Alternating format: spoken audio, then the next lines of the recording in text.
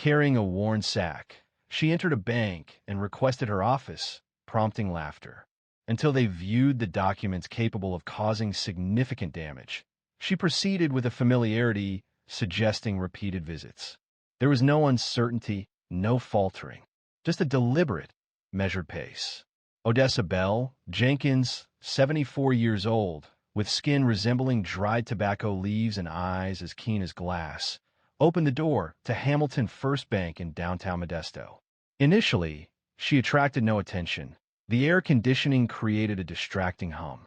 The sound of phones filled the air, and fingers moved quickly over keyboards. Odessa was not in professional attire. She wore a faded blue dress, worn orthopedic shoes, and a wide-brimmed straw hat reminiscent of a 1960s Sears catalog. A well-worn canvas sack, marked with hand-stitched initials OBJ, was slung over her shoulder. She moved to the center of the lobby and paused. "Excuse me," she stated, her voice calm and easily heard. "I require access to my office, please." The young teller stationed at window 2 did not acknowledge her. "Madam, if you're here to make a deposit, you'll need to take a number." "I am not here to make a deposit." He looked thin, as did the woman beside him and the assistant manager near the back. The silence that followed was not heavy or dramatic. It was simply awkward. Everyone seemed to expect her to explain herself, and she didn't feel any rush to do so. "You said your office," the teller asked, clearly confused. Odessa nodded once. "Top floor, behind the frosted glass. Used to be my grandfather's. I'm here to retrieve it." That's when the laughter began. Initially, it was subtle, originating from a young woman close to the counter. Then a cough, someone attempting to suppress it by clearing their throat. The security guard lifted an eyebrow and moved forward from his chair. "You own this bank?" The teller inquired, now smiling. "Ma'am, this is Hamilton First. It's a corporate bank, not a diner. Are you certain you're in the correct building?" Odessa didn't blink. Instead, she placed the sack from her shoulder and carefully set it on the tile floor. The zipper was stiff due to years of dust, but it opened silently. A folded birth certificate emerged, along with a stack of parchment-colored documents, and a glossy black and white photograph depicting a black man in a double-breasted suit shaking hands with a white man before a building strikingly similar to this one. Following this, she placed a single page, formerly framed and now laminated to preserve it against age. At the bottom, in fading ink, was a signature that remained legible, E.H. Hamilton. The lobby fell silent. The teller bent closer, examining the page. His complexion drained. The assistant manager advanced, his gaze fixed. "Where did you obtain these?" he inquired. "My grandfather gave them to me," Odessa responded. "Before he passed, he instructed me to safeguard them. He said the world would forget. But paper remembers, ma'am. This simply cannot be genuine." Odessa inclined her head. "Do you have a legal department? Perhaps you should contact them." The manager, Mr. Lyles, emerged from behind the counter, his name tag clearly visible. He appeared older than the others, likely in his mid-50s, with thinning hair and a shirt that strained to the buttons. "Let's go somewhere private, Miss Jenkins." "Odessa Bell Jenkins." "Miss Jenkins, if this is some kind of mistake, it's not. And I prefer we talk up there." She indicated the top floor behind the glass panel, the same one she'd mentioned earlier. He paused, looking around. Finally, he offered a small nod to the security guard. They would take her to the conference room. They led her past curious stares and side glances. Odessa walked slowly, unbothered. She did not gloat. She did not explain herself. Her sack bounced lightly at her side with every step. She was not there to prove anything. She was there because something was overdue. But before they reached the elevator, someone asked a question that changed the temperature of the room entirely. "What's in that bag?" inquired Lyles, the assistant manager. His voice attempted composure, though his eyes betrayed his concern. Odessa paused, turned toward him, and regarded him as if anticipating the question since that morning. "Proof," she stated plainly. "Proof that this place doesn't belong to who you think it does there." The atmosphere in the third-floor conference room felt constricted. Perhaps it was the low ceiling or the windows that hadn't been cleaned in months. Or perhaps it was the silence that fell between them as Odessa emptied the rest of the sack onto the long table. She didn't handle things carelessly or make a display of it. She placed each item deliberately, one by one. Original land deeds, typewritten stock certificates with embossed seals, correspondence between her grandfather Elijah Jenkins and Ernest Hamilton, the bank's namesake. Some pages were brittle, faded. Several others possessed markings that appeared newly imprinted. Lyles observed the stack. His mouth slightly opened, but he remained silent. Odessa retrieved a paper from the middle and pushed it towards him. She advised, begin with that. He grasped the document carefully, as if it were fragile. His gaze quickly scanned the words. Transfer of controlling interest. It was signed in 1957 by Elijah Jenkins. What is this? He asked. The true ownership, Odessa explained, prior to Hamilton's involvement with Western Consolidated. My grandfather held the largest stake, yet the original name persisted. Records were manipulated to remove any trace of him, a highly improbable event. The Jenkins name doesn't appear in our records, she stated, shrugging. Not all information is archived when individuals desire its suppression. Lyles massaged his temple. Are you suggesting your grandfather owned this bank? What motive would he have for concealing that? She replied, he wasn't hiding anything. He was forced out under unfair conditions. Shares were promised, but never officially registered. The merger in 1974? That was simply a more complex term for theft. The assistant manager began to protest, but reconsidered. He then retrieved his phone and activated the screen. He announced his intention to contact corporate headquarters. Odessa showed no reaction. She deliberately placed the final document, a notarized affidavit signed by Ernest Hamilton, acknowledging Elijah Jenkins as co-founder and majority shareholder in the original charter. Lyles avoided eye contact, moving back and forth as the phone connected. This is Joseph Lyles at Modesto Branch 142. We are experiencing a situation. A person is present, asserting ownership, rights tracing back to the founding. Odessa's hand rested on the table. She was present to wait, not to argue or beg. They possessed documents. Originals. No, I am not joking. He listened, his eyes shifting back to her. Okay. Yes, I will secure the room. He ended the call a minute later. Regional Legal is dispatching a team. They anticipate arrival within a couple of hours. Odessa nodded once. We are also retrieving the historic records from the vault downstairs. Lyles added, if this is genuine, they'll want everything clearly presented. She smiled faintly. You should have prepared that information years ago. An hour elapsed, then another.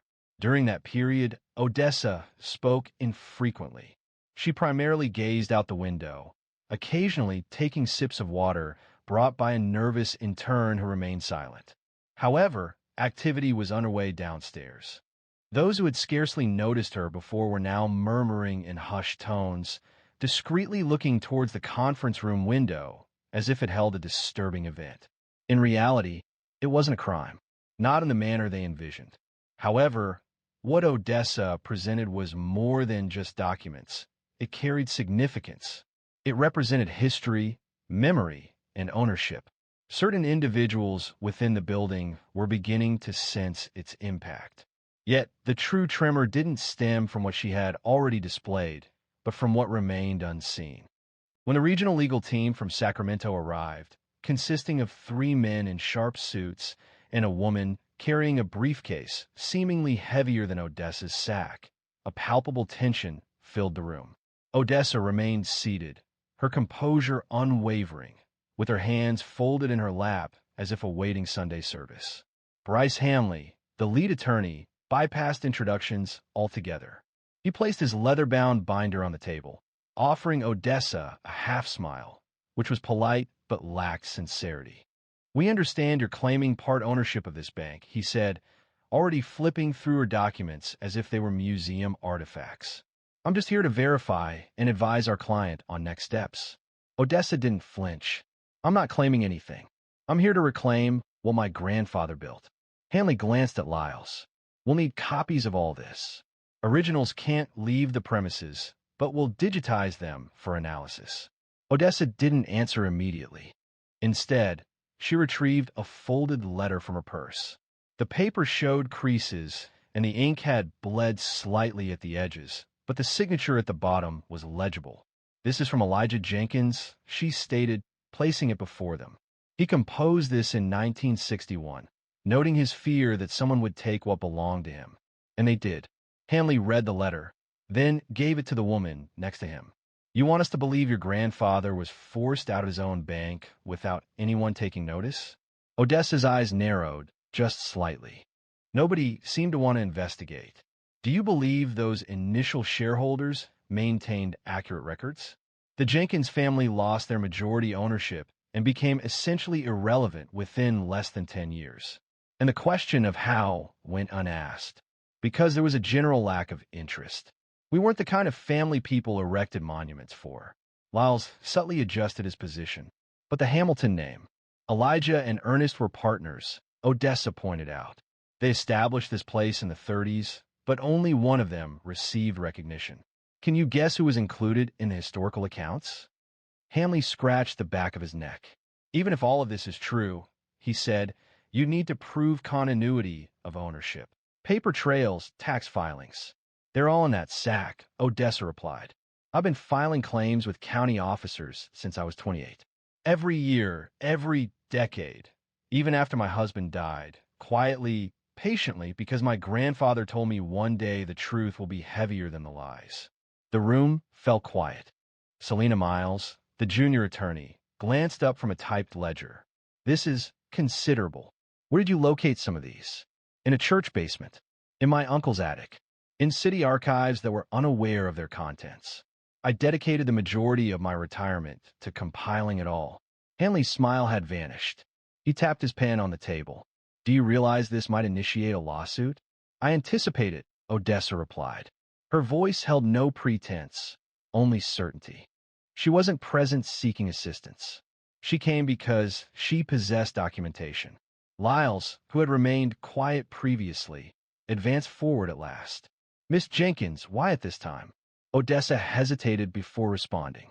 "Because you all ridiculed." She stated it without malice. Simply a statement of fact. "I entered with a past that no one felt the need to recall. I observed the name Jenkins removed from each annual report, each plaque. For years, I convinced myself it was unimportant. But this place? It's constructed upon what my grandfather initiated, on what we forfeited. After all these years, after all the waiting, I figured it's time someone remembered." Hanley rubbed his eyes. "We're going to need to bring in senior counsel." "Good," Odessa said, sliding the last sheet across the table.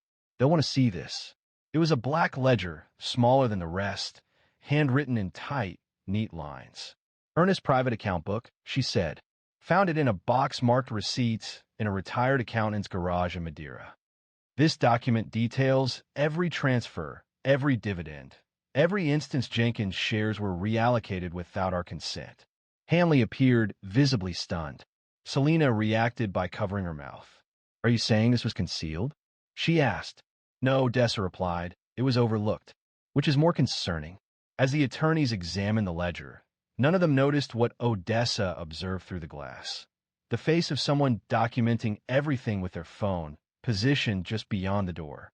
The video had already been sent to the incorrect recipient before anyone in the room realized. A bank employee, appearing young, possibly 22, with their name tag turned away, had briefly paused outside the glass, observing 30 seconds of Odessa's quiet revolution. A woman with a lined face and a ledger, steadily turning through years of obscured facts, was visible. Inside, Bryce Hanley peered at the document before him, as if it might ignite. The contents of this ledger significantly altered the situation. Odessa remained silent. She allowed the pause to linger until another person interrupted it. It was the assistant manager, Lyles, his voice raspy. "That's Ernest Hamilton's handwriting." He continued, "We maintain samples for verification." "That's his," Selina confirmed. "And these aren't merely notes. They represent unauthorized adjustments. Dividend transfers, forged proxy votes, even ghost shareholders." Hanley reclined in his chair. Access to internal systems must be suspended until we fully assess the scope of this situation. The board will require a complete overview of everything. Odessa reacted with a slight head tilt. He disregarded her comment that the board would be accountable for the repercussions. How did you obtain this? I inquired. I contacted the relevant individuals, he replied, through personal visits and correspondence. Most people were either unwilling or unable to cooperate, either due to age or a sense of guilt. However, a retired CPA, Douglas Nunn, residing in Madeira, retained records that he was never instructed to destroy. Hanley wrote in his notebook, a sense of frustration beginning to surface beneath his professional demeanor. Potential corporate liability, a breach of fiduciary duty, and misrepresentation of historical records were all possibilities. Odessa interjected. And theft. The word resonated sharply. It hadn't been described that way previously, she explained. They had simply referred to it as a rebranding. But altering names and concealing origins is still theft. Selena examined the pages. Evidence was apparent. There were old checks, fabricated board minutes, and missed filings during the consolidation years. The regional director appeared abruptly. Her name was Diane Cole, in her late 40s, wearing a red blazer with hair styled sharply. She entered with the confident stride of someone accustomed to authority. Brief me, she stated, her gaze already surveying the room. Hanley rose. Miss Jenkins provided a comprehensive record of family ownership history originating from the bank's inception, including this ledger, private accounts, and probable Hamiltons, which indicate unauthorized share transfers. Cole handled the ledger as if it were fragile. She quickly reviewed the pages, then paused at a folded page. Her expression showed concern. Could this be genuine?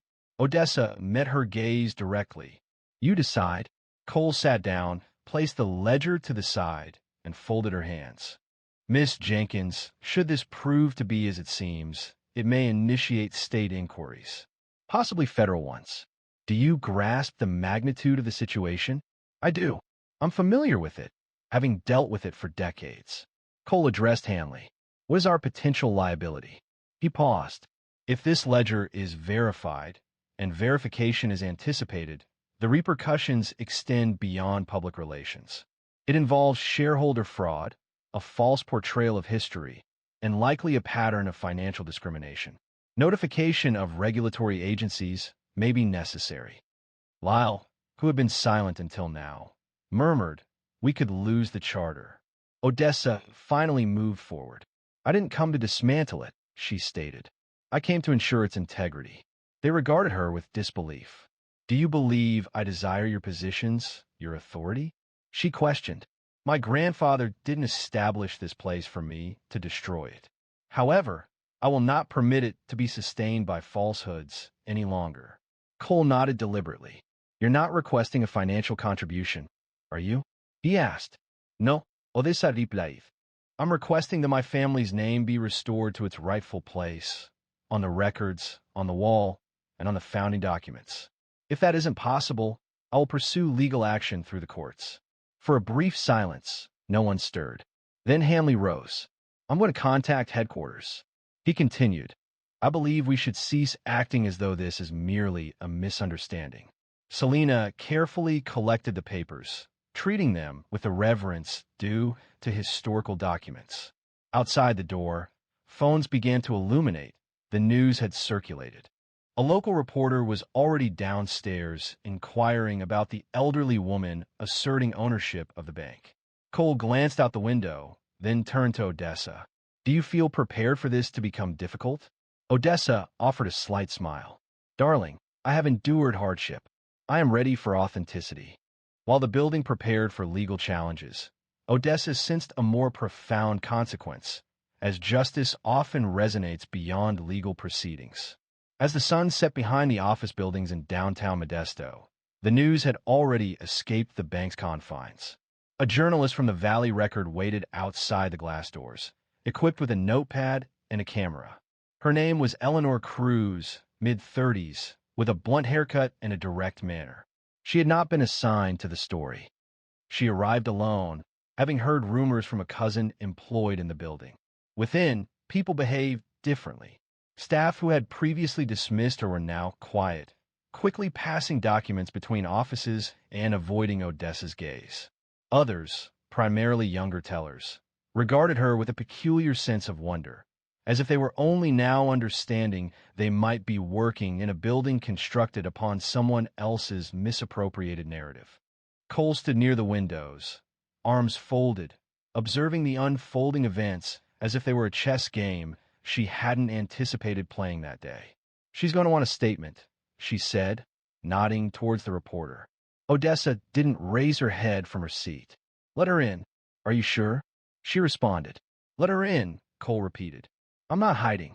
Shortly after, Elena entered the conference room, her camera hanging from her shoulder, the recorder already running. "I'm told you have evidence this bank doesn't own what it claims to own." Odessa remained steadfast.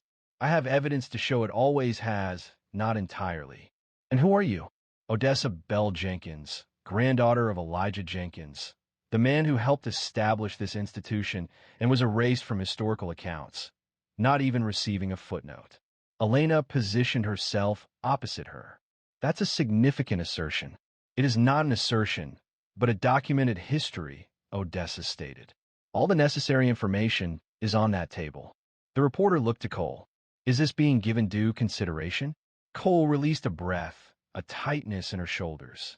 "A thorough review of archived material spanning decades, alongside recent documentation submitted by Miss Jenkins, is underway. The situation is indeed significant." Elena glanced back at Odessa. "Why today? Why now?" Odessa moved forward, her hands clasped. "Because I've buried too many people who waited for the world to show concern." Her mother would weep whenever she passed this building. She had worked at the post office across the street for 28 years, witnessing the name Jenkins vanish from the foundation plaque.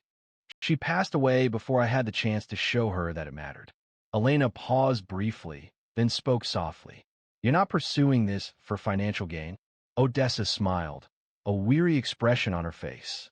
"Child, if I desired money, I could have sold these documents to a lawyer years ago. But what value is money compared to a legacy?"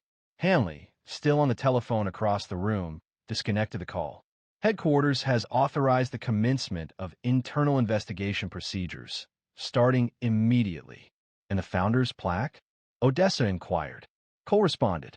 "A replacement will be ordered, including both names, Hamilton and Jenkins." "That's acceptable," Odessa stated, her tone even. "However, I require the original to be sent to me. My grandfather's name shouldn't have been removed initially." Elena recorded a note. "Do you believe this account will motivate others?" Odessa offered a quiet chuckle. "I'm not concerned with inspiration. My focus is on whether it will alert people. Families are frequently victimized, not through violence, but through suppression, documentation suppression. The absence of a signature wouldn't draw scrutiny if the person who was missing resembled me." Externally, the narrative had already started circulating online. Several photos appeared. A brief video showed Odessa setting the ledger onto the table. Numerous comments, hundreds of shares followed. People were inquiring about the history of Hamilton First Bank. Speculation arose regarding how many other names might have been removed to provide reassurance. Inside, the bank's lobby remained calm. This wasn't due to embarrassment but acknowledgement. Cole stood, straightening her blazer. "A public statement, a formal apology, will be released within the next 24 hours. An offer for partnership will also be extended should Miss Jenkins accept." Odessa gazed out the window. The street lights began to illuminate the area below. Across the street, the post office was already closed. She contemplated what her mother would have thought had she lived to witness this. "I'm not here for a deal," she stated. "I am here to restore my grandfather's name to prominence. If you choose to resolve this without further legal action, I would consider that a positive first step. However, an apology would only hold significance if people recalled the reasons behind it, and that responsibility extends beyond the bank." By morning, news had broken. The story appeared on the front page of the Valley Record, circulating through social media and talk shows. Odessa Bell Jenkins, the woman who entered a bank with a sack and exited with history. News reports presented a simplified version of events. But what Odessa held was more than just history. It was a tapestry of memory woven with pain, patience, and documented evidence. The bank released a public statement shortly before noon. They described it as an error in historical representation and a profoundly regrettable exclusion from the bank's initial acknowledgement. Legal professionals had examined sufficient material to determine it wasn't a mere mistake, but a recurring issue. And it had taken one woman and one sack to expose the truth. In her simple home just outside Ceres, Odessa was seated in her preferred chair, holding a cracked coffee mug. The bag, now almost empty, rested folded on the coffee table. Beside it were the aged ledger and a new brass nameplate. Jenkins and Hamilton, founders, arrived by courier that morning, accompanied by a handwritten note from Diane Cole. The note stated, "We hope this small gesture marks a beginning, not an end. You reminded us what truth sounds like when it stands its ground." Mr. Ridgway, her neighbor, a retired mechanic who formerly waved but rarely engaged in conversation, arrived with banana bread and inquired if she would be willing to speak at the local college. Odessa laughed, saying, "Let me catch my breath first," to him. However, internally, something had shifted. It wasn't precisely pride, nor was it revenge. It was peace, because sometimes the most difficult aspect isn't revealing what was done to you, but waiting long enough for someone to notice that it occurred. Following 3 days, the bank held a private ceremony within their recently renamed Jenkins Hamilton Founders Hall. Odessa was present, wearing a navy blue suit and the familiar straw hat. She refrained from smiling for the photographers and avoided the customary politician's handshake. Instead, she stood before the new plaque, gently touched her grandfather's name, and quietly murmured, "You're home now." Elena Cruz was also in attendance, documenting the event with photographs and interviews for a subsequent article. Later, she inquired of Odessa what counsel she would offer to individuals carrying a past veiled by obscurity and quietude. "Do not seek authorization to share your narrative," Odessa stated. "Certain individuals may resist hearing it, but that does not diminish its validity." As the attendees commenced their departures, a youthful bank employee, the very same one who had chuckled on the initial day, approached her discreetly. Identifying himself as Daniel Ortiz, he offered, "I owe you an apology." "I didn't know. You didn't want to," Odessa responded kindly. "Indeed," he acknowledged, "you've altered my perspective on this place." "Thank you," she replied, offering him a measured glance. The wind rose and shook the doors as they shut behind her. The sun felt pleasant. Odessa's shoulders felt unburdened for the first time in a long time. She hadn't come to inflict harm. She came to reveal what ought never to have been hidden, not from resentment, but from affection. A deep affection for a man who instilled in her the understanding that truth requires patience. Affection for a family that warranted greater justice. Affection for each individual who has been forgotten simply because their memories were inconvenient. In the weeks that followed, other families began to come forward, inquiring about land deeds, property losses, and misfiled ownership records from decades past. Odessa did not intend to spearhead a movement, but her story had already ignited a spark. Because once people realized the silence wasn't accidental, they begin listening differently. And once they start listening, the world changes. So if you're holding a truth the world forgot, this story is for you. Do not let it decay in a drawer or vanish from your memory. Share it, safeguard it, and pass it on. Because occasionally, the softest voice in the room is the one that transforms everything. If Odessa's story resonated with you, share it. And subscribe to our channel for additional true stories that matter. It remains uncertain whose story will be shared next. The dog appeared to be solely for emotional support, but when the child performed a quiet signal, the dog revealed a truth that had remained unspoken. The courtroom in Toledo, Ohio, felt overwhelmingly large for her. 8-year-old Tanya Ellison sat upright in her chair, her feet dangling above the floor, holding the leash of her golden retriever, Milo, firmly in her hands. Her braids were neatly done, and her pink barrettes made a quiet clicking sound with any head movement.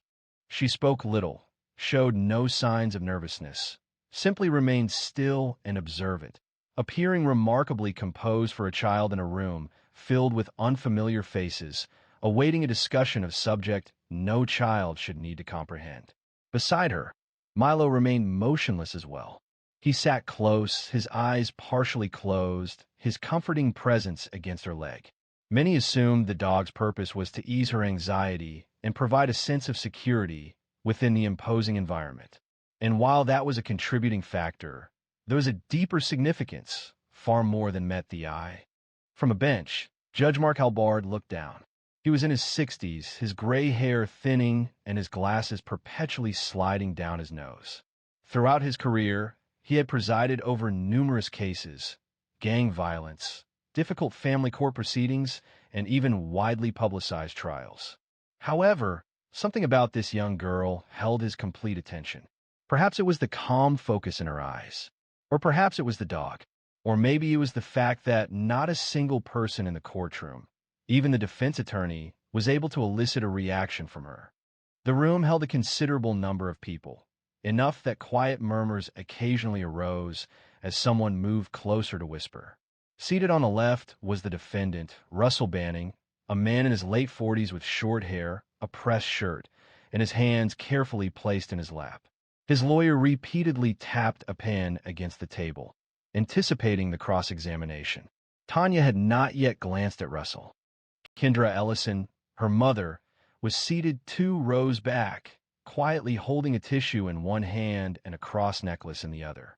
She hadn't uttered a word since entering the building, simply keeping her gaze fixed on her daughter, hoping the moment would quickly pass. She feared it wouldn't. Judge Halbard then cleared his throat. "Mrs. Ellison, are you ready?" Tanya glanced at her court-appointed therapist, who offered a slight nod from the front bench. She did not return the smile, only offered a single nod. "Yes, Your Honor," the therapist responded on her behalf. "She is ready." The judge nodded briefly and turned to the bailiff. "Bring the witness." A door opened to the side, and 2 officers entered. The man accused of changing Tanya's life walked deliberately to the stand, attempting to appear calm, but his eyes repeatedly darted toward Milo, and Milo, who had been entirely relaxed until that moment, raised his head. Tanya didn't react, though her hold on the leash became a little firmer. No one observed it. The prosecutor rose, straightened her jacket, and started her questioning. "Mr. Banning, can you state where you were on the night of August 14th? Russell moved closer to the microphone. "At home, watching TV. "Alone?" "Yes." "And do you expect us to simply accept that?" He relaxed against the chair. "I'm being truthful." From the visitor's area, Kendra's hand squeezed the tissue once more. Tanya avoided his gaze, yet her breathing altered, a delicate, regulated rhythm, as if deliberately cultivating composure. The interrogation continued, initially focusing on establishing sequences of events. Then, the photographs were presented, images that should never be displayed in a courtroom. Tanya averted her eyes. Milo moved nearer to her. The atmosphere in the room diminished. The weight of the moment was palpable, not from the spoken words, but from their absence. Russell subtly adjusted his position. He asserted that her account was fabricated, interrupting the prosecutor's subsequent inquiry. "That dog," he commented, "is simply trained to respond. This entire situation is a fabrication." At that moment, Tanya deliberately raised her hand, positioning it behind her back. She then tapped her fingers twice, gently. The movement was subtle, barely perceptible. A missed blink would have meant overlooking it entirely. Milo's ears immediately rose. However, none of the individuals present anticipated what he would do next. Approximately 2 months prior to the court proceedings, Tanya was seated on a folding chair in her aunt's backyard in Decatur, Georgia, observing Milo pursue a red tennis ball across the lawn. The sun was beginning its descent, bathing the surroundings in a golden hue. She held the ball in her hand, but refrained from throwing it. Not yet. Her aunt, Carla Newsom, stood nearby with her arms crossed, a gentle smile gracing her features. Carla was resilient. A retired canine handler, she had previously worked in narcotics in Dallas before relocating closer to family. Around Tanya, that rigidity eased. Carla knelt beside her and met her gaze. Are you certain you want to do this, dear? She asked. We don't have to if you're not ready. Tanya didn't respond immediately. She looked at Milo again, now lying on his back in the grass, tail thumping. Then she looked back at her aunt. I don't want him to look at me, she said quietly. Carla nodded. Then we'll teach Milo how to watch for you. It started gradually with simple games. Carla would often sit on the opposite side of the yard with a companion, role-playing as if they didn't know each other. If Tanya tapped her left shoe one time, Milo would remain still. If she tapped twice behind her back, Milo was trained to move and position himself between her and the person in front of her. This required consistent effort. Each day following school, and every weekend, Tanya was reserved, but she demonstrated a strong focus. Milo learned rapidly. He possessed a calm demeanor, intelligence, and above all, unwavering loyalty. Whenever he noticed Tanya exhibiting tension, he would instinctively move nearer. A strong bond was forming between them, a quiet and specialized team with a shared, unspoken mission. Carla observed them from the porch, occasionally recording observations, and, at other times, allowing them undisturbed time. On one evening following their work, Carla offered Tanya a bottle of water and sat close to her. You need to understand that in court they may question your account, she stated cautiously. Adults often feel anxious. They resist being proven incorrect. Tanya averted her gaze. What if I make a mistake? Carla reassured her. You won't. And should you become overwhelmed, that's why Milo is present. He intended for them to recall his perspective. A moment of stillness followed. Then, an unusual inquiry from Tanya arose. Do you believe he recalls what he inflicted upon me? Carla remained silent. She preferred not to deceive. Therefore, she responded, perhaps not as you do, but individuals like him retain enough to be apprehensive of the truth. That evening, Kendra arrived to collect Tanya. Her gaze was weary, posture slumped. Carla drew her away before she re-entered the vehicle. She possesses greater resilience than appears, Carla murmured. Ensure she isn't bearing this burden by herself. When a moment arrives, meet that man directly. Kendra acknowledged, though her lips shook. Prior to their departure, Tanya returned and embraced Carla. Thank you, she whispered against her shirt. Carla held her a little longer than normal. The day preceding the court appearance, they conducted one final meeting. Carla wore an old hoodie and mirrored sunglasses, attempting to replicate the courtroom environment. She even rehearsed a few assertive phrases she envisioned a lawyer might use. It wasn't ideal, but it provided assistance. Tanya signaled Milo. Milo positioned himself between her and Carla, remaining steadfast, vigilant, unwavering. Carla felt a constriction in her throat. Okay, she stated, her voice softer than normal. It was one thing to be prepared, and another entirely to witness it unfold in actuality. Back in that courtroom in Toledo, Tanya remained perfectly still.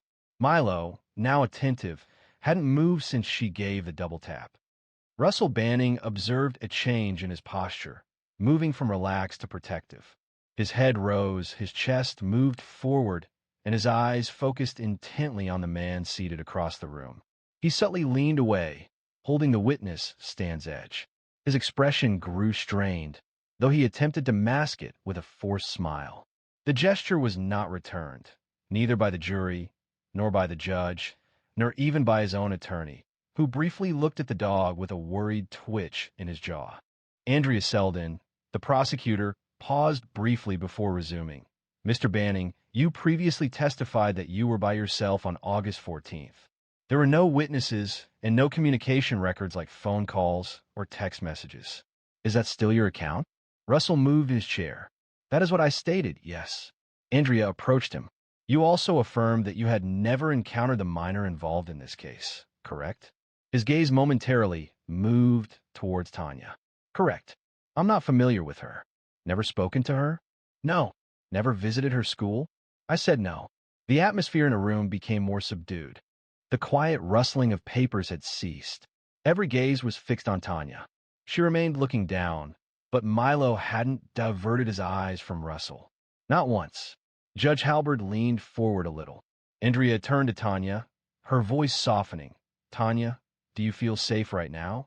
Tanya didn't speak. Instead, she reached down and touched Milo's back. He didn't move, but the growl was so quiet, it almost sounded like a tremor. Just enough to be heard, enough to shatter the silence. Russell blinked. I want to be clear, Andrea stated, maintaining a calm tone. The dog had been specifically trained for her protection, under the direction of a certified canine handler. He is not reacting to anxiety, but to behavior. Gerald Lasky, the defense attorney, abruptly stood. Objection. This is speculative. Judge Halberd raised a hand. Sit down, Mr. Lasky. You will have your opportunity. Gerald resumed his seat, appearing unassured. Andrea approached the bench and picked up a small folder. Pursuant to the court's approval, I would like to present a short video documenting Tanya's therapy sessions. Permission granted, the judge stated.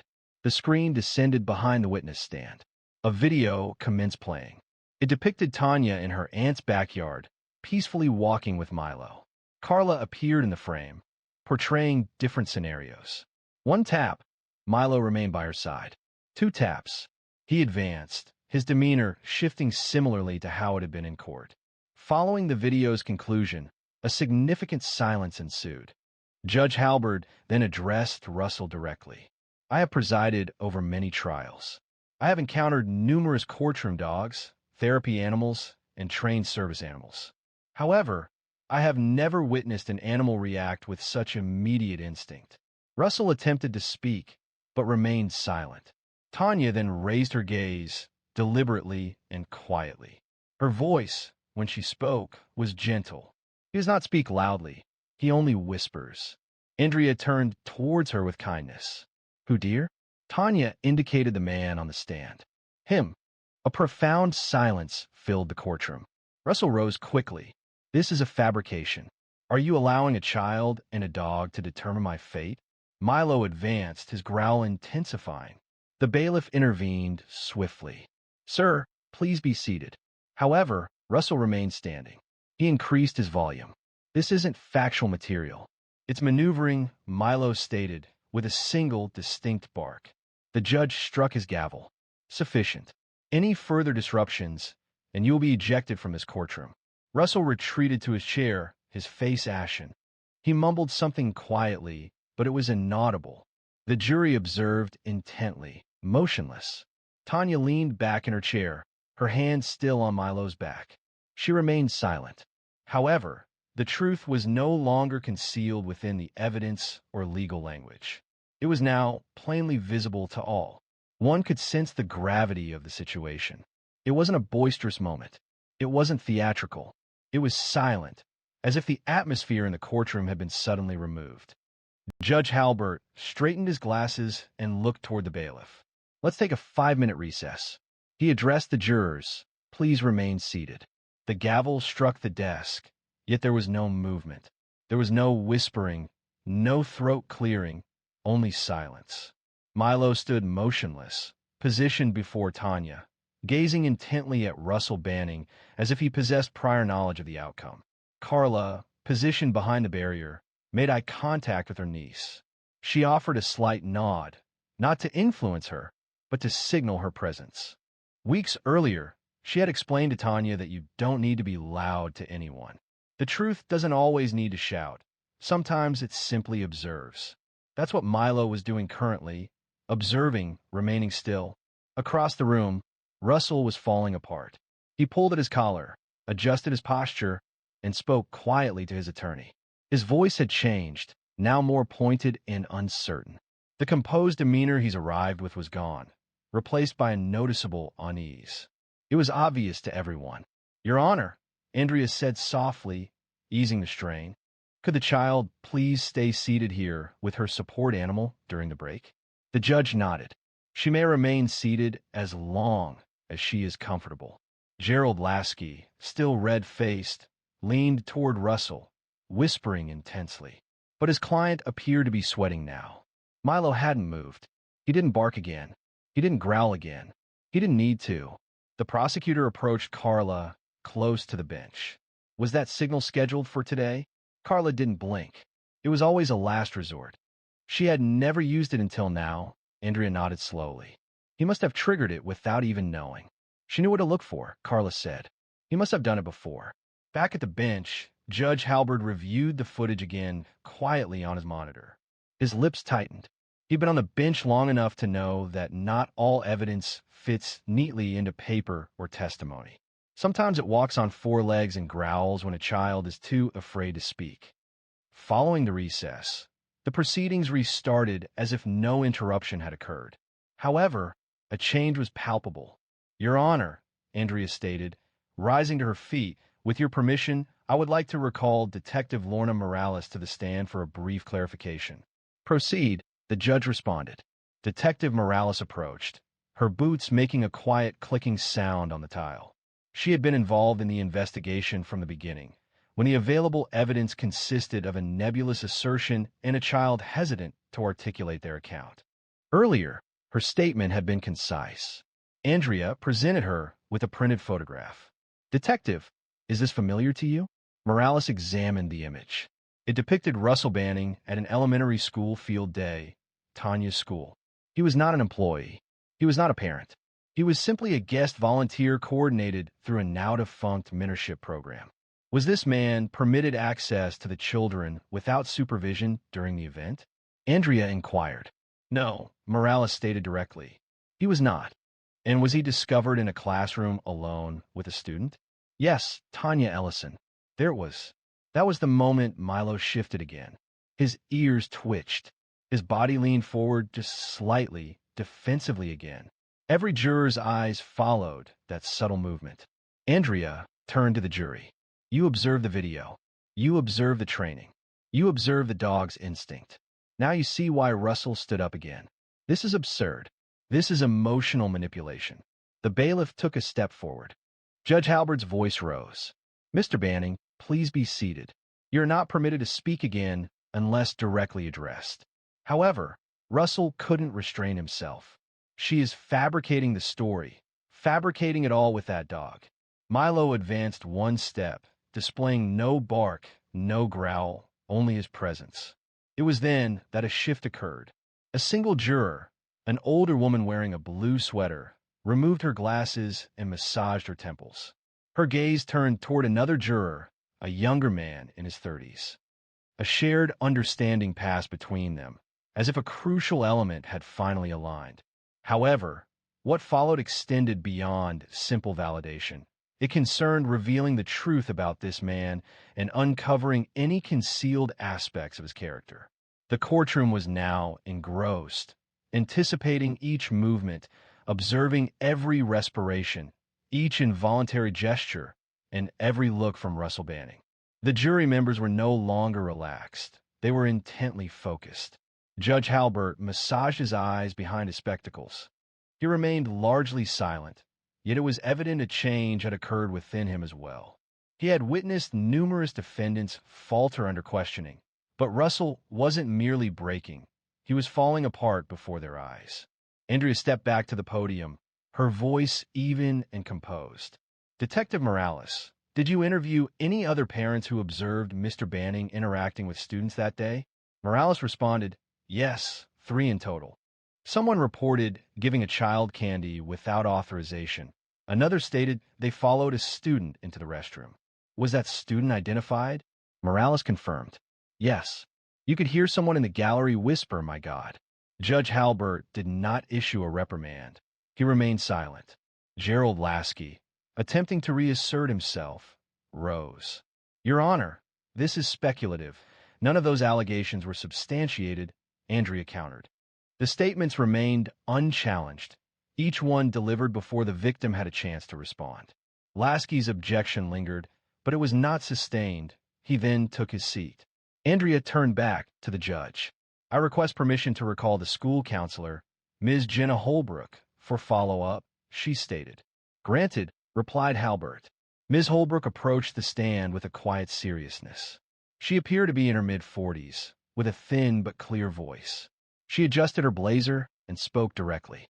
Following the school event, I saw Tanya on several occasions. While she was quiet, she frequently drew. Her drawings consistently featured the same man, glasses, shirt, and always positioned behind her. Andrea presented the drawing to the judge and jury. Though a child's artwork, the likeness was undeniable. It depicted Russell with the same square glasses and jawline. Notably, next to a small representation of herself was a dog, Milo. She hadn't encountered Milo before this, correct? Andrea questioned, but not until weeks passed. A silence followed. Then Andrea faced Russell. Mr. Banning, can you clarify how a child you assert you've never encountered described you, including your glasses, weeks prior to any legal actions? Russell's lips parted. He closed them, then opened them again. I'm unsure, he mumbled. Perhaps she's disoriented or recalling something, Andrea suggested. The jury remained impassive. The entire courtroom did. Immediately afterward, the courtroom doors swung open. A woman entered discreetly and presented a note to the bailiff. He examined the note, then proceeded directly to the judge. Halberd received the paper, adjusted his glasses, and read it carefully. His eyebrows rose a little. Ms. Selden, he stated, it seems another person has come forward during the break.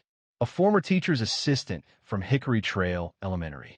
She asserts she possesses information directly relevant to this case.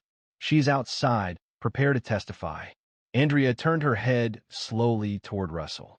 Remarkably, Hickory Trail falls outside of this jurisdiction. Russell visibly struggled, his jaw tightening. Gerald Lasky moved closer, whispering to his client. Russell dismissed him. Nobody here knows anything, he mumbled. She's simply attempting to damage my reputation. Andrea stepped away. The doors opened once more. A woman, appearing to be in her early 30s, entered. Bridget Alston, her identification tag still attached to her coat. She assumed the witness stand, took the oath, and commenced her testimony.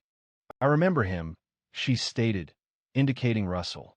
He volunteered at our school for 3 months in 2019.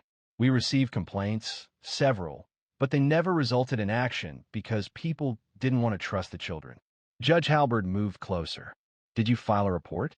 Yes, on 2 occasions, but I was instructed not to escalate the matter. Andrea paused, allowing the jury a moment to process this information. Then Milo made a sudden, brief single bark. Russell visibly reacted. Tanya remained still. Without raising her head, she extended her hand and gave Milo a deliberate, comforting scratch behind the ears. The courtroom now comprehended. Milo's actions weren't erratic. He wasn't displaying distress. He was reacting purposefully, naturally, and with intention. However, what remained unknown was that the ultimate determination wouldn't be derived from the documented evidence. It would stem from the jury's visceral understanding. The courtroom was no longer impartial. It had taken a position, subtly but undeniably. The atmosphere was palpable, evident in the juror's posture, the judge's gesture of pressing his fingertips together, and the measured silence of Andrea Selden, which spoke volumes. The evidence was presented, but it was the responses that resonated. Milos's, Tanya's, and Russell's cut through the surrounding tension. Judge Halberd addressed the jury box, stating, "We will break for deliberation immediately. Jurors, you will be escorted to the conference room." As the jurors rose and exited, Russell slumped heavily into his chair. A slight tremor ran through his hands, though he attempted to conceal it by adjusting his cuffs. Gerald Lasky murmured something to him once more, but Russell offered no reply. His gaze was fixed on Tanya, and she, remaining silent and composed, averted her head. Milo settled back into a relaxed posture, his body curled beside her, his head resting on her shoe, as if the storm had subsided. As if his duties were complete, temporarily, the gallery stayed silent. The room remained still, save for Carla, who rose to stretch and walked over, placing a gentle hand on her sister's shoulder. Kendra hadn't seemed to breathe since the testimony began. Her fingers were red from repeated twisting. "You did well," Carla whispered.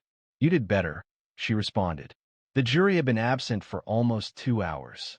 Upon their return, the bailiff brought the room to order. Judge Halberd appeared more weary than previously, but his voice remained firm. "Have you reached a verdict?" The jury foreman, A middle-aged man with a weathered suit and a tight jaw rose. "We do, Your Honor."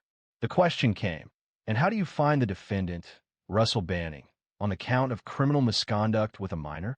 "Guilty," the foreman stated, the word falling with a weighty certainty. It resonated, clear enough for all present. "Regarding the count of trespassing on school property with intent to harm?" "Guilty." Russell Banning's shoulders slumped. He remained silent, offering no outburst. The outburst had ceased. Only a sense of quiet acceptance lingered.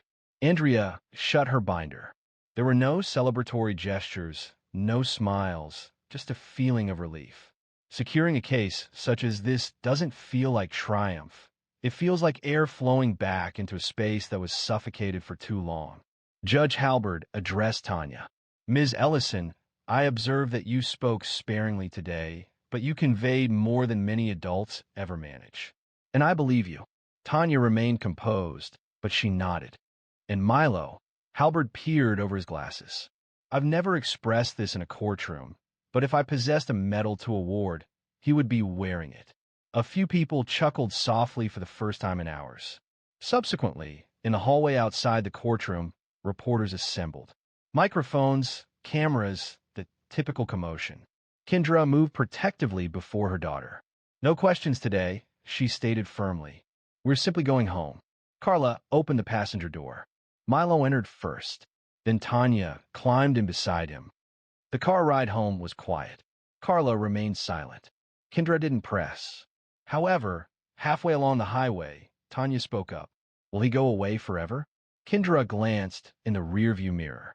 "I don't know, baby, but he won't hurt you again. That's for sure." Tanya stroked Milo's fur. He licked her hand. Upon arriving home, Carla hung up her coat and reached for the leash to walk Milo. Tanya followed her to the door. "Can I come?"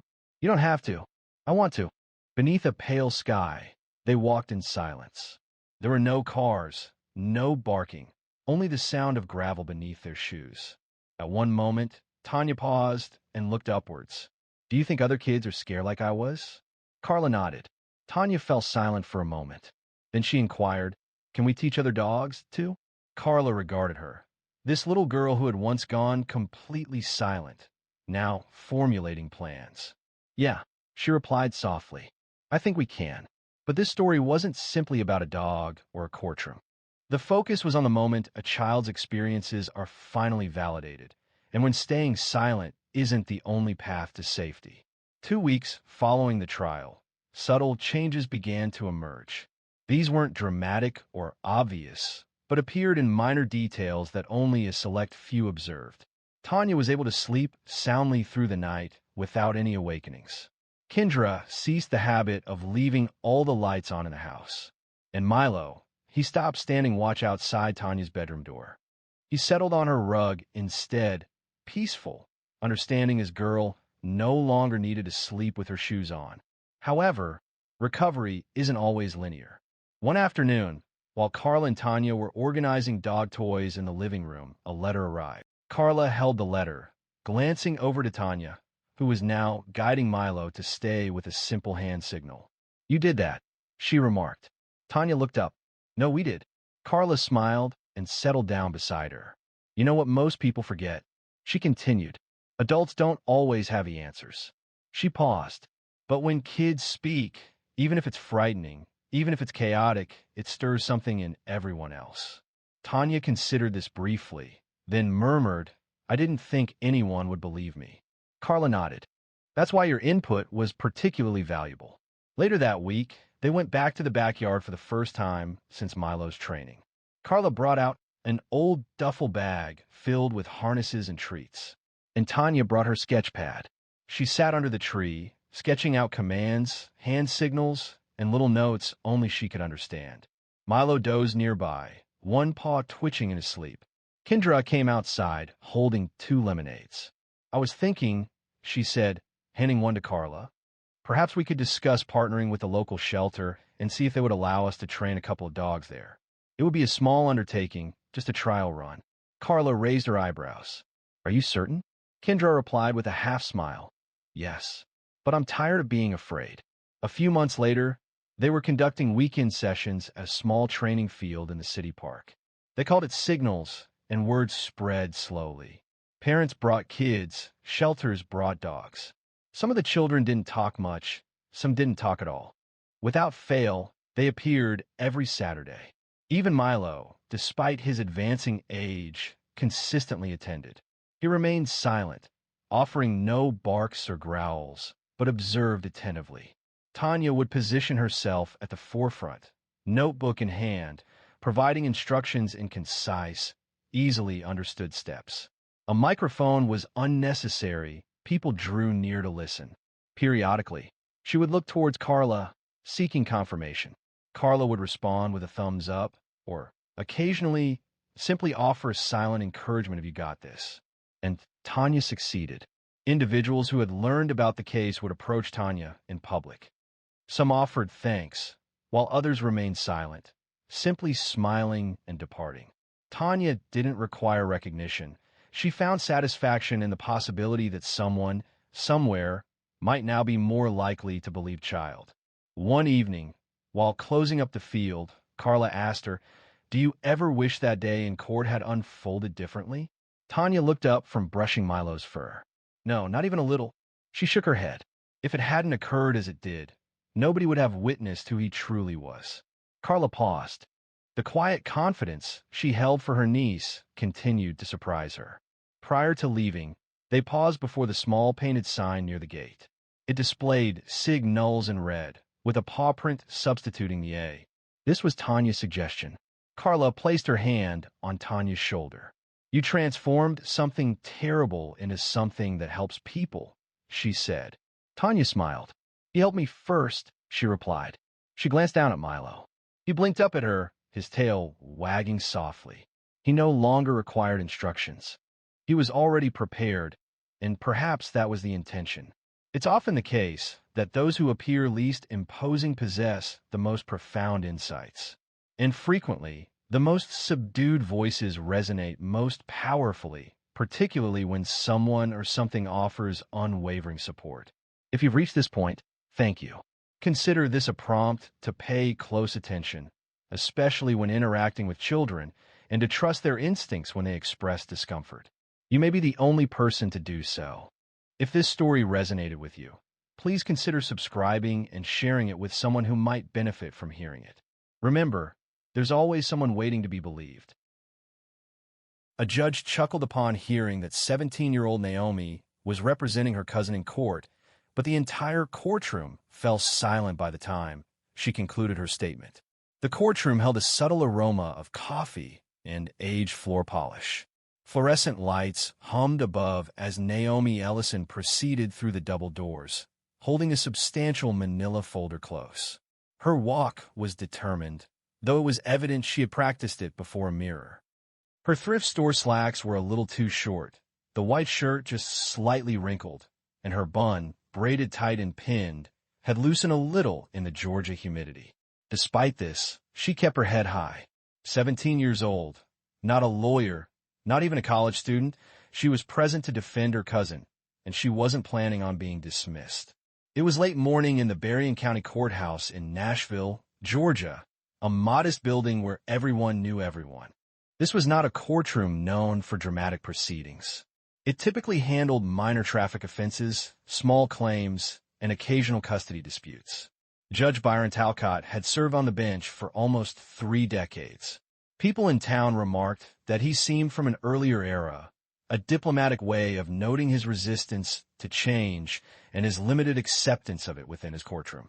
As Naomi announced her role as Deshaun Little's legal representative, Judge Talcott peered over his glasses, appearing bewildered. "You're what now?" he inquired, looking down at the docket. "I'm representing my cousin in this case," Naomi stated, her voice unwavering. "I prepared a written argument, and—" He interrupted her. "You're not a lawyer," he said, a slight laugh escaping his lips. A ripple of laughter spread through the courtroom. It seemed impossible that she was young enough to drive, let alone practice law. Several individuals adjusted their positions to observe her more closely. A man seated in the rear even smiled, seemingly anticipating an amusing spectacle. Naomi remained composed. Her expression didn't change, and her hands were steady. She nodded once, opened her documents, and stated, with respect, "Your Honor, Georgia law permits individuals to represent others in non-criminal proceedings, provided both parties agree." Judge Talcott raised an eyebrow. "And you're telling me he consents to this?" Deshawn, seated beside her in jeans and a t-shirt, leaned toward the microphone. "Yes, sir, I do." A subtle change permeated the atmosphere. Naomi cleared her throat and added, "I'm prepared to proceed if the court is willing." The judge reclined in his chair, pausing for an extended moment. And he smirked and waved his hand dismissively. "Fine. This will be interesting." The bailiff, an older man named Wiggins, inclined himself forward a little, focusing his gaze on Naomi with a hint of curiosity rather than disapproval. Naomi organized her documents with precision. She positioned her handwritten notes before her, turning to the page marked Opening Statement. Her script was precise, so precise that it seemed impossible anyone could have written it hastily. As she prepared to speak, a laugh escaped someone situated in the back of the room. The judge made no move to quiet it, nor did Naomi. She simply commenced. Before she could elaborate further, the judge interrupted her once more. "Miss Ellison, for the sake of argument, could you please state where you obtained your law degree?" She met his gaze steadily. "I do not possess one, but I have dedicated the past 2 years to studying Georgia traffic law, civil procedure, and judicial conduct during my leisure time. I've attended public hearings in 3 counties, transcribed trial footage, and reviewed over 50 court opinions. I do not possess a degree, but I am present to ensure the court's time is used productively." The room was silent now. Even the clerk had ceased typing. However, Judge Talcott still had one more maneuver prepared. Judge Talcott exhaled audibly through his nose, seemingly considering whether this was a misuse of time or an opportunity for spectacle. He shifted slightly in his chair and offered Naomi a brief, dismissive gesture. "Very well, Miss Ellison." Naomi remained unfazed. She delivered her introduction with the confidence of someone who had rehearsed it repeatedly. And she had. In her bedroom, she practiced, standing before a mirror with her backpack used as a makeshift podium. Her voice remained steady as she presented the details. Deshawn had been stopped by police for failing to stop at a stop sign outside the high school on a Saturday morning. There was no other traffic and no pedestrians present. Despite this, the infraction resulted in a court summons and a significant financial penalty. Naomi's goal wasn't merely to dispute the fine. She aimed for its complete dismissal. In the second row, a white woman wearing a peach blazer spoke softly to the man beside her. He responded with a chuckle and a shake of his head. The clerk reclined in her chair, clicking her pen, anticipating Naomi's misstep. And Deshawn? He glanced at his hands, apprehensive, perhaps even a little irritated. "You sure you want to do this?" He had asked her that morning while they waited outside the courthouse. Naomi had answered without lifting her eyes from her notes. "I wouldn't be here if I wasn't." He remained silent after that. Now, seated beside her at the defendant's table, he fidgeted in his chair, seemingly wishing he could vanish. He was 17 as well, but Naomi made him feel even younger simply by being next to him. Naomi then addressed the matter of selective enforcement. The stop sign in question had been disregarded by numerous drivers that morning, including 2 local sheriff's deputies. Naomi possessed video footage captured by a neighbor, which was time-stamped and easily discernible. The footage displayed vehicles proceeding without interruption. There were no visible lights, no audible sirens, and no issued citations. She positioned a small USB drive on the table and raised her gaze toward the judge. "With the court's permission, I'd like to submit this as evidence." Judge Talcott remained still for a moment. Then, deliberately, he turned his attention to the bailiff. "Let's take a look." The screen activated. The courtroom's attention focused. The video consisted of straightforward street footage captured by a home security camera. Vehicle after vehicle passed the sign without pausing. Naomi allowed the recording to play for 20 seconds before stopping it and indicating a license plate belonging to a county sheriff.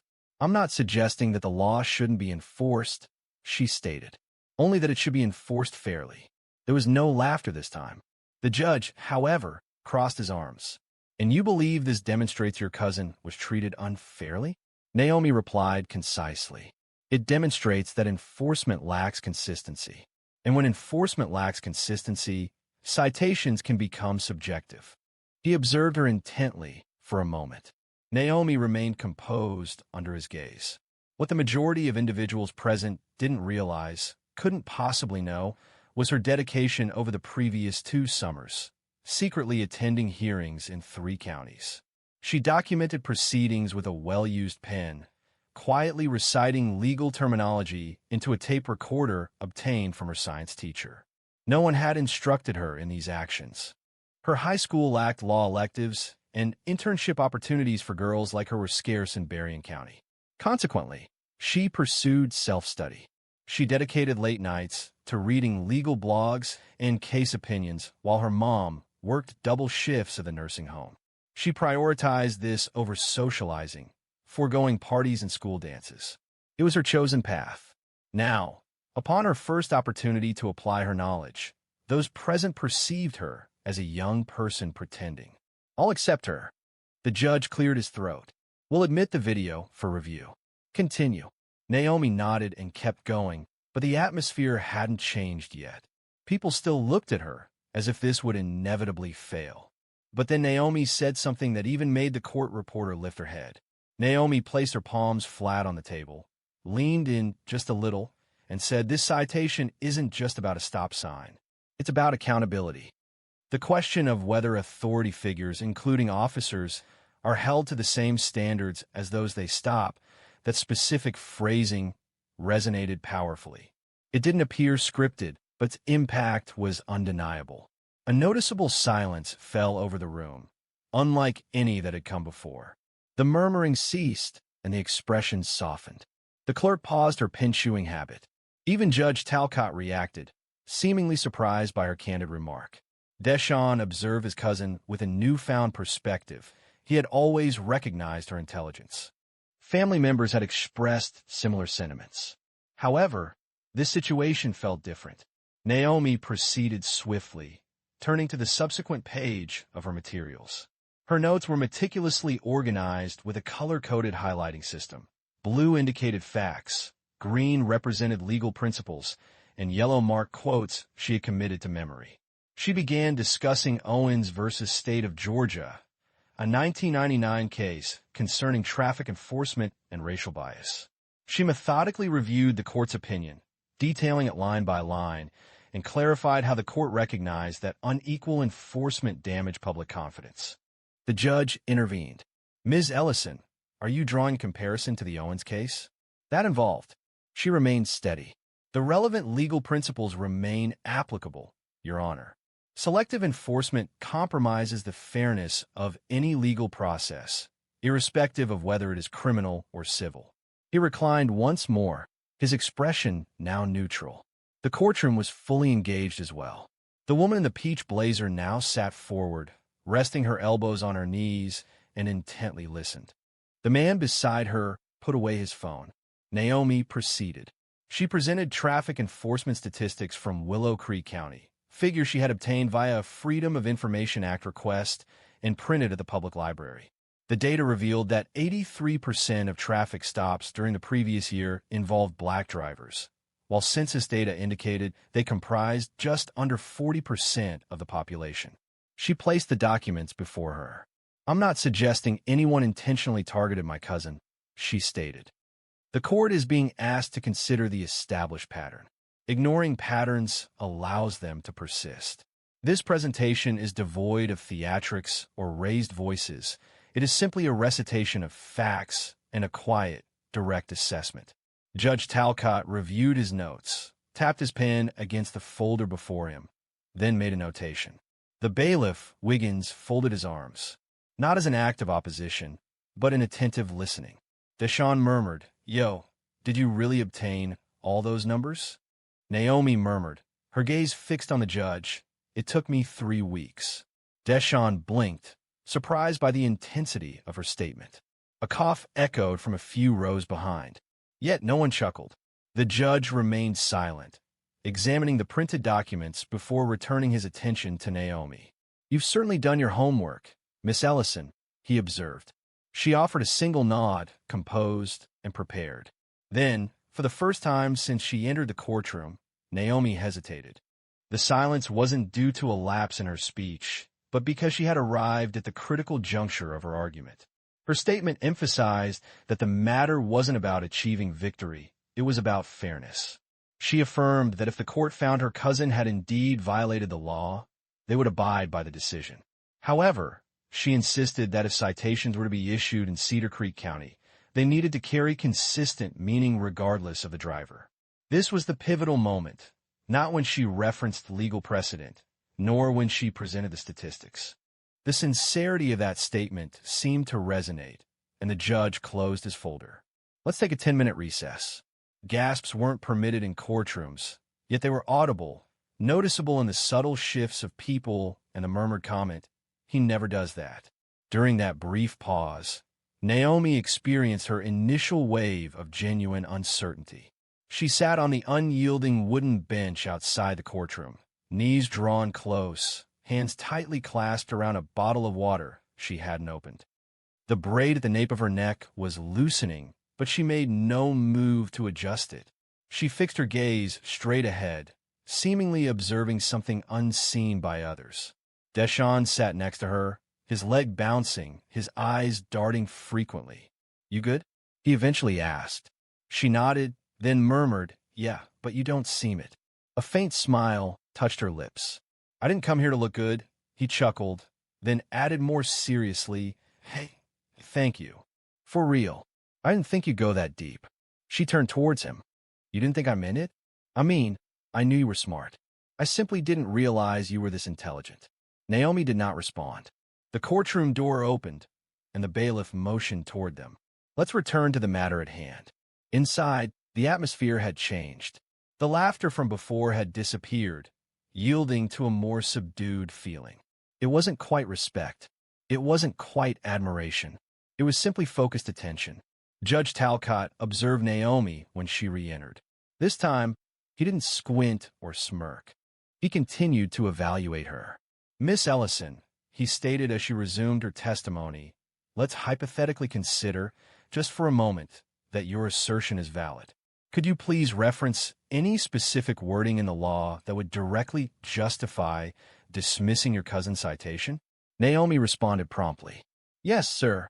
Georgia Code, Section 40 to 620 details proper stop sign enforcement, but it also allows for interpretation regarding situations where enforcement might be applied unevenly or selectively. Moreover, the Equal Protection Clause, as defined in Yick W. v. Hopkins, dictates that selective enforcement predicated on arbitrary distinctions compromises the law's legitimacy." The courtroom fell silent once more. The judge inclined himself forward, resting his elbows on his desk, observing her as if searching for a weakness. "I notice you're quite well informed," he remarked. "Yes, Your Honor." He then stated, his voice a little more pointed, that if she intended to cite Yick W., she should also be ready to discuss its relevance beyond licensing matters. She affirmed, explaining that the ruling's core principle extended beyond licenses. It concerned fairness under the law. The ruling explicitly stated that even seemingly neutral laws could not be applied in a discriminatory manner. For the first time, Judge Talcott refrained from interrupting, allowing her to complete her statement. He then folded his hands and looked directly at her. "Miss Ellison," he said, speaking almost calmly now, "what exactly do you want from this court?" Naomi took a breath. "I want my cousin's citation dismissed, and I want the court to acknowledge that enforcement patterns in this county deserve closer scrutiny." She didn't yell. She didn't raise her voice. She didn't need to. The judge examined the documents before him, then surveyed the courtroom, and lastly turned his gaze to Naomi. Unexpectedly, he posed a question. "May I review your notes?" Naomi was taken aback. "I'm sorry," he repeated. "Your notes. It's evident you've invested significant effort. I'd appreciate the opportunity to examine them." The inquiry was unusual, Judges rarely made such requests. Naomi approached and presented the notes. Her hand briefly touched the bench, but she maintained her balance. The judge examined the pages, methodically, handwritten, color-coded, and arranged with the precision of a junior associate at a leading downtown Atlanta firm. "This is remarkable," he stated after a prolonged pause. The courtroom remained silent. He then added, "However, you must understand that argument isn't always sufficient in court. Sometimes, regardless of how just you are, the structure doesn't yield." Naomi did not avert her gaze. "Then perhaps the structure requires pressure." The judge raised an eyebrow, but before he could respond, someone in the gallery stood. The woman who stood in the back row appeared to be in her 60s, with silver hair pulled back tightly and a black blouse buttoned to the neck. She seemed like someone who didn't speak unless it was important. "Your Honor," she called out, her voice steady but quiet. Judge Talcott turned slowly. "Ma'am, you need to sit down. This isn't open for public comment." But the woman did not flinch. "I am Judith Minter. As a retired attorney with 41 years of experience in civil litigation, I feel compelled to state, for the record, that this young lady presented one of the most well-structured arguments I've observed in a courtroom, even among federal proceedings." While gasps weren't permitted, an audible intake of breath was clearly heard from half the gallery. Judge Talcott visibly stiffened but remained silent, simply observing Naomi. A fleeting, unreadable expression crossed his face. Frustration? Perhaps. Or something else entirely. He announced another recess. Naomi hurried outside. Her chest felt constricted, and her hands trembled slightly this time. Not from fear, but from the weight of everything. The room, the atmosphere, the abrupt quiet that followed the woman's statement. Deshawn followed her and sat next to her once more. "You all right?" he inquired. She hesitated before responding. Her fingers moved restlessly in her lap. "Why would she say that?" Naomi asked, almost to herself. "Why would someone like her defend me?" Deshawn shrugged, because she observed what everyone else had seen. Naomi allowed her shoulders to relax a little. Her entire body had been rigid for more than an hour, and she hadn't been aware of it. The courtroom doors opened again, and Naomi was surprised when Judith Minter emerged and approached her. "Miss Ellison," she said softly as she sat down next to her on the bench. "Do you understand the sort of bravery it requires to stand where you just stood, particularly without the qualifications? That's not something that can be fabricated." Naomi began to speak, but Judith raised a hand. "I'm not attempting to compliment you," she said. "I'm stating a fact. And if you ever consider a career in law, I mean professionally, please contact me. I know individuals who would be fortunate to guide someone with your potential."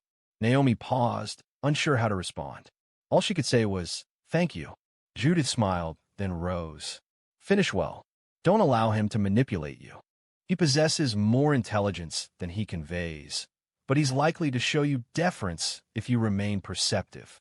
Following that, the woman vanished down the hallway, her heels clicking softly against the tile. Deshawn turned to Naomi, a combination of awe and disbelief evident on his face. "Yo, who are you right now?" She offered a quiet, almost weary laugh. "I'm just me." However, something in her demeanor had shifted. The anxiety was still present, but it no longer dominated. Not entirely. The bailiff entered the room. "They're ready." Naomi stood, adjusted her shirt, and retrieved her folder. As she re-entered the courtroom, there were no whispers, no smirks, and Judge Talcott no longer leaned back as if dismissing her. Instead, he leaned forward. Naomi returned to the table, arranged her closing statement, and awaited approval. The judge offered a brief nod. "Proceed." She took a final breath to compose herself, and then she began. The words she was about to speak would silence the entire courtroom. Naomi spoke calmly, no need for raised tones. "My cousin is a teenager. He committed a minor error. But if the law isn't applied equally to all, young, old, black, white, officer, civilian, then it ceases to be law. It transforms into a suggestion, or, even more detrimentally, punishment for some and a caution for others." A stillness fell over the room. No one moved. Every gaze in that room was focused on her. Even the clerk, who had kept her fingers poised over the keyboard, was frozen midair. She continued, "We've all heard that justice is blind, but it shouldn't be deaf. It shouldn't ignore patterns or silence people who speak up about them." Naomi walked slowly to the evidence table, pulled up the citation, and held it out. This citation isn't just about a stop sign. It's about the choice to enforce or not enforce the law based on who's in the driver's seat. Her voice remained steady, almost calm, but her words carried significant weight. She addressed the judge. "You inquired previously about what I sought from this court. I stated then that I desired the citation dismissed, and I maintain that desire. However, I also want recognition that fairness should not be something earned through appearances or background. It should be inherent, a given, for all." Judge Talcott looked down, tapping the citation folder again with the corner of his pen. He remained silent. "Not yet. I may not hold a degree," Naomi stated, "but I've gained knowledge observing courtrooms and opinions and law books over the past 2 years. I've learned that when justice functions correctly, it isn't felt as dominance. It feels like understanding, like recognition that you were listened to." Her voice faltered just a little at that final word, not enough to disrupt her flow, but enough to serve as a reminder to those present that she remained a teenager, still human, still someone who shouldn't have been required to prepare for this. She closed her folder and stepped back. Silence. A full 10 seconds elapsed before Judge Talcott finally exhaled. He adjusted his glasses, surveyed the courtroom, then focused his eyes on Naomi. "I've been doing this for a long time," he said. "Long enough to recognize when someone enters this courtroom with something prepared, and when they enter with something authentic." He paused. "You, Miss Ellison, you presented something authentic." Another pause. "I am dismissing the citation. The issue isn't related to your cousin's connections, but rather the manner in which you presented this case. Furthermore, the evidence you offered prompted questions that this court cannot disregard." A murmur arose within the gallery, marked by surprise, quietness, and deference, yet he had not concluded. Judge Talcott moved forward, placing his hands on the desk. "To be candid, I initially found amusement in your presentation, and that was an error. You didn't simply prepare, you informed this courtroom, and myself included. You maintained your position in a setting not intended for someone of your stature to speak with authority. And I believe this will not be the last instance." He tapped the gavel once. Not forcefully, simply to conclude proceedings. Court is adjourned. Naomi remained still initially. Deshawn observed her as if she were an unfamiliar person. Or perhaps he was at long last perceiving the version of her that had always existed. Those present in the gallery did not immediately leave. Several approached her discreetly. The clerk even nodded once, murmuring, "Nice work, kid." Naomi held her folder close to her chest again. But now it didn't seem like a shield. It felt like a credential. As she and Deshawn walked out into the sun, he nudged her. "You're going to be on somebody's billboard one day." She laughed. "Not unless they catch me on a good hair day." He smiled wide. "Nah, I mean it. You changed something in there." Naomi looked ahead at the street, eyes squinting against the light. "I hope so." What followed would demonstrate that this instance marked merely the commencement of events. A week later, Naomi found herself once again in her bedroom, amidst piles of notebooks, scattered pens, and her age school laptop adorned with discolored stickers. Her triumph at the courthouse had been reported in the local news. It wasn't extensive coverage, simply a few brief mentions in the Nashville Herald and a Facebook post from an individual who had been present in the gallery. However, the phone call that fundamentally altered the situation did not originate from a journalist. The call originated from the office of attorney Roland Brewster, located in Macon. She nearly ignored it, as the phone number was unknown and her mom had cautioned her against answering unrecognized calls. However, an intuition prompted her to answer. "Is this Naomi Ellison?" A voice inquired. "Yes," she replied. "This is Angela from the office of Roland Brewster. He would like to speak with you, if you're available." Naomi straightened on the bed. Certainly?" A click was heard. A man's voice then spoke, warm yet straightforward. "Naomi, my name is Roland. I've been practicing law in Georgia for 27 years. A colleague of mine, Judith Minter, sent me a copy of your court presentation. She said I'd be a fool not to reach out." Naomi remained silent initially, not due to nerves, as she wasn't feeling them. She was simply uncertain if it was genuine. I want to offer you something, he continued. It's not a job, yet, but it's a mentorship, one that could develop into something further. There's a summer program designed for young, creative thinkers. We want you to be a part of it. She discovered her ability to speak up. But I haven't started college yet. I haven't even finished high school. He chuckled. That's not important. We're not seeking degrees. We're looking for minds capable of sparking change. Naomi looked at her notes. The same ones she'd used in court, now spread across her desk like discarded awards. I'm intrigued, she said. Excellent. Brewster replied. Please send me a copy of that argument. Following the call, Naomi remained still for an extended period. She didn't move or smile, simply taking everything in. A change had occurred. The courtroom proceedings were over. However, her personal journey, that unconventional path she had constructed independently, using library books and YouTube lectures, was no longer hidden. Her mom entered the room. Are you hungry? She inquired. Naomi nodded, feeling ravenous. Sitting opposite each other at the small kitchen table, her mom inquired, Do you truly desire to pursue this? Law. Seriously?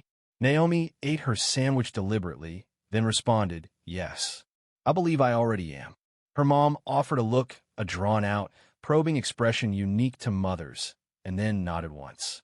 Following this, she stated, Then you better continue demonstrating your capabilities. That evening, Naomi remained up reading, driven not by obligation, but by a sense of purpose. Analyzing legal precedent felt less like an assignment and more like a language she was finally proficient in. The following morning, she received another call, this time from a high school student from 2 towns over. Hey, the girl said, I saw what you did. My brother's case is similar. I don't know where to begin. Could I ask you a question?